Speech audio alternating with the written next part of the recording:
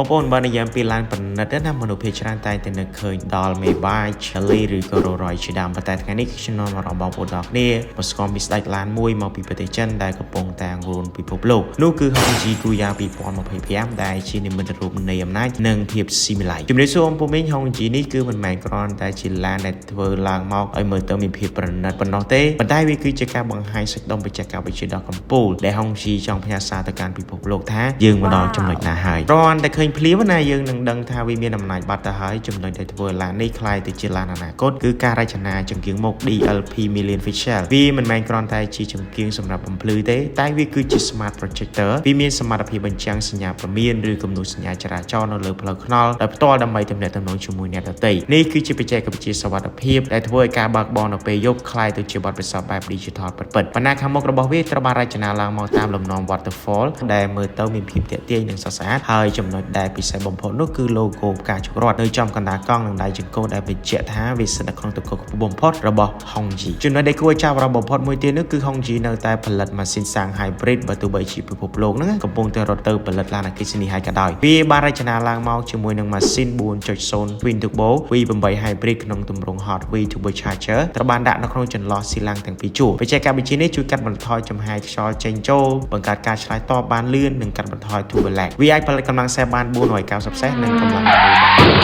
នម៉ែត្រហើយវាអាចស្ទុះពី0ទៅ100គីឡូម៉ែត្រគឺចាំត្រឹមតែ 4.3 វិនាទីតែប៉ុណ្ណោះនិង top speed បានរហូតដល់250គីឡូម៉ែត្រក្នុង1ម៉ោងចូលមកដល់ក្នុងកាប៊ីននេះគឺមិនមែនគ្រាន់តែជាឡានទេតែវាគឺជាបន្ទប់សម្រាប់លំដាប់ផ្កាយ5រចនាបថ New Oriental Luxury ពាក្យថា New Oriental Luxury នេះនៅលើ Hongji Guya នេះមិនមែនគ្រាន់តែជាពាក្យស្លោកផ្សាយពាណិជ្ជកម្មនោះទេតែវាគឺជាការយកព្រលឹងនៃសិល្បៈចិនរាប់ពាន់ឆ្នាំមកដាក់បញ្ចូលក្នុងបច្ចេកវិទ្យាវាផ្ដល់ឲ្យយើងនៅមានអារម្មណ៍ថាយើងមិនមែនកំពុងតែអង្គុយនៅក្នុងម៉ាស៊ីនដ៏ត្រជាក់នោះទេតែវាកំពុងតែស្ថិតក្នុងលំហមួយដែលមានវប្បធម៌និងភាពថ្លៃថ្នូរបែបអ្នកដឹកនាំអាស៊ីពិតៗប្រកបណាកៅអីវាគឺជាប្រភេទស្បែកណេផានិងឈើពិតៗហើយកៅអីក្រោយរបស់វានឹងគឺអាចបញ្ជាបាន22របៀបមានទាំងម៉ាសាកម្ដៅនិងខ្យល់ត្រជាក់ផងដែរអេក្រង់កណ្ដាល AMOLED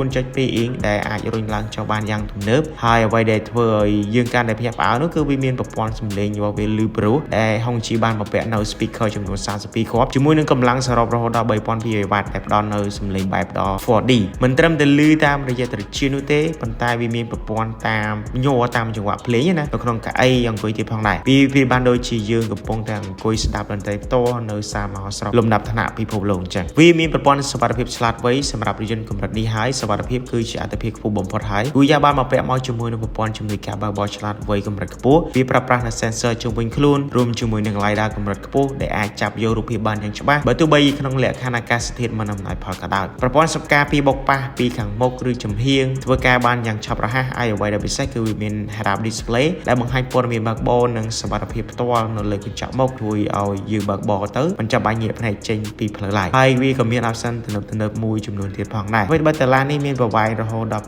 5.3 ម៉ែត្រប៉ុន្តែវាមានភាពរហ័សរហួនដោយសារតែប្រព័ន្ធបត់កង់ក្រោយដែលគេហៅថា rear steering ហ្នឹងអាចបត់បានរហូតដល់9ដឺក្រេដើម្បីធានាបាននូវផាសុកភាពកម្រិត VVIP ណា Hongji ក៏បានមកពាក់មកជាមួយនឹងប្រព័ន្ធបូម CDC ដែលគេហៅថា Continuous Damping Control វាមានសមត្ថភាពគណនានិងលៃតម្រូវភាពទន់ឬក៏រឹងរបស់បូមបានរាប់រយដងក្នុងមួយវិនាទីតាមស្ថានភាពផ្លូវជាក់ស្ដែងចំណែកឯពេលបត់កង់វាជួយទប់លំនឹងទូឡានមិនឲ្យផ្អៀងផ្ដល់នូវអារម្មណ៍នឹងនិងទំនុកចិត្តខ្ពស់បំផុតវាធ្វើឲ្យយើងមានអារម្មណ៍ថាដូចយើងកំពុងតែជិះលើកម្រាលព្រំបណ្ដែតលើអាកាសអញ្ចឹងណាមិនថាផ្លូវនោះក្នុងជំហុកយ៉ាងណាក៏ដោយស្រមបី Hongji Guya V8 Hybrid គឺជាការបញ្ចូលគ្នារវាងសិល្បៈបុរាណនិងវិស្វកម្មទំនើបដែលតម្លៃវាគឺអាចប្រជែងជាមួយផ្ទាល់ជាមួយនឹង Maybach ឬក៏ Bentley បានដែរសិនបើអង្គពុំមានស្រឡាញ់ពេញចិត្តណាអាចសាកល្បងតេស្តតរ៉ៃនៅ showroom Hongji Cambodia បានអរសូមអរគុណហើយគ្រប់ជម្រាបលាបាយ